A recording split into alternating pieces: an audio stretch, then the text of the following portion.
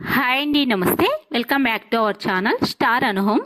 ఇవాళ మన వీడియోలో అయితే బెల్లం జిలేబీలను అయితే చాలా హెల్తీగా ఎలా ప్రిపేర్ చేసుకోవాలో అయితే వీడియోలో అయితే చూపిస్తానండి.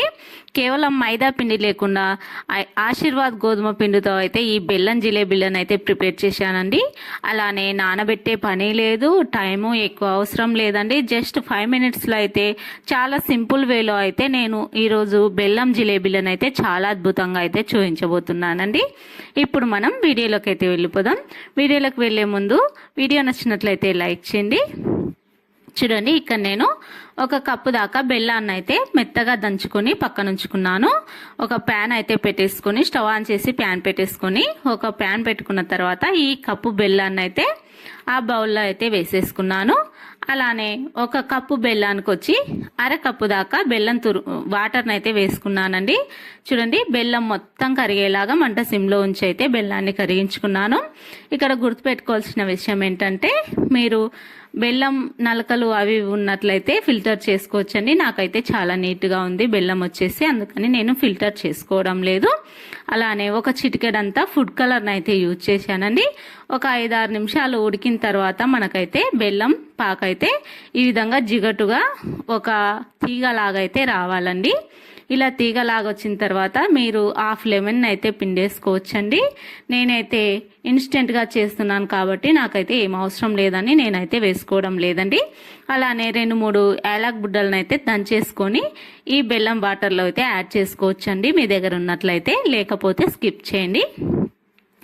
ఇక్కడ నేను మరొక బౌల్ తీసుకొని అందులోకి ఒక కప్పు దాకా ఆశీర్వాద్ గోధుమ పిండిని అయితే వేసుకున్నానండి.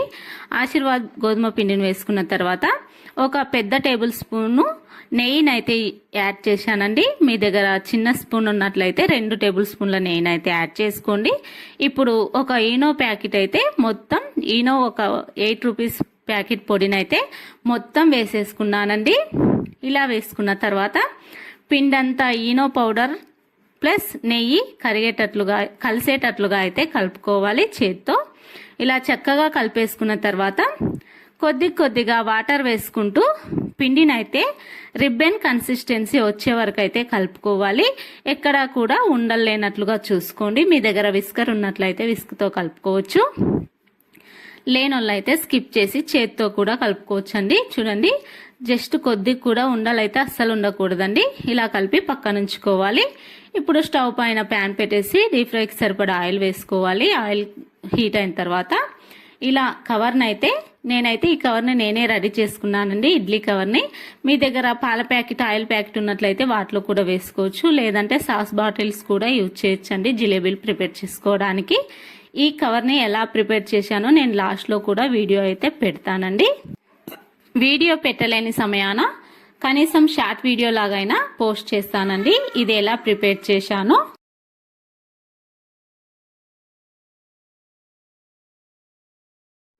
ముందుగా కలిపి పెట్టుకున్న ఆశీర్వాద్ పిండిని అయితే ఇలా కవర్లోకి అయితే వేసేసుకొని మీకు చుట్టా షేప్లో అయితే ఆయిల్లో అయితే చాలా జాగ్రత్తగా వదలండి.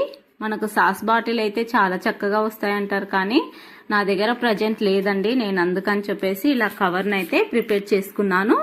చూడండి, ఎలా వచ్చినా కూడా చుట్టలు అయితే ఒకదానిపైన ఒకటి పోయినట్లుగా చాలా ఈజీగా ఈ విధంగా పోసేసుకోండి. చూడండి, చక్కగా డీప్ ఫ్రై అయిన తర్వాత ఇలా మనమైతే ముందుగా ప్రిపేర్ చేసి పెట్టుకున్న బెల్లం పాకులోకి అయితే వేసేసుకోవాలి. వేడిగా ఉన్నప్పుడే వేసుకోండి. బెల్లం పాకు అనేది చాలా బాగా అయితే ఈ జిలేబీలకు అయితే పడుతుందండి. చూడండి, ఇలా మొత్తం అన్నీ చేసేసుకొని బెల్లం పాకులోకి అయితే వేసేసుకోండి. ఈ విధంగా మనం ఎంత పిండి ఉన్నట్లయితే మొత్తం ఎంతైనా సరే ఇలా ఈజీగా అయితే ప్రిపేర్ చేసుకోండి. చూడండి, మనకైతే ఈ విధంగా మళ్ళీ మిగిలిన పిండిని కూడా నేనైతే పోసేసుకున్నాను. అన్నీ వచ్చేసి నాకైతే ఇన్ని అయితే అయ్యాయండి.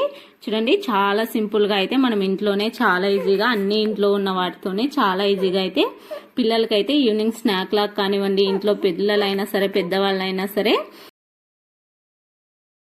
పిల్లలైనా సరే పెద్దవాళ్ళైనా సరే చాలా ఇష్టంగా తింటారండి. అంత అద్భుతంగా ఉంటాయి. మీరు ఒకసారి ఇంట్లో ట్రై చేయండి. మీకు ఎలా వచ్చాయో కూడా నాకు కామెంట్స్లో తెలియచేయండి. అస్సలు మీరు ఒకసారి చేసుకున్నారనుకోండి మళ్ళీ మళ్ళీ ఈ వంటకమే చేసుకుంటారండి. అంత బాగుంటాయి. బయట చేసేవి మనకు అంత హెల్త్కి అయితే మంచివి కాదని నా ఉద్దేశం అండి. పిల్లలకైనా సరే ఇంట్లో షుగర్ పేషెంట్స్ ఉన్నా కూడా ఇలా వాళ్ళకు బెల్లంతో చేసి పెట్టారనుకోండి ఒక్కటైనా తిని సంతృప్తిగా చాలా చాలా బాగున్నాయి అంటారండి.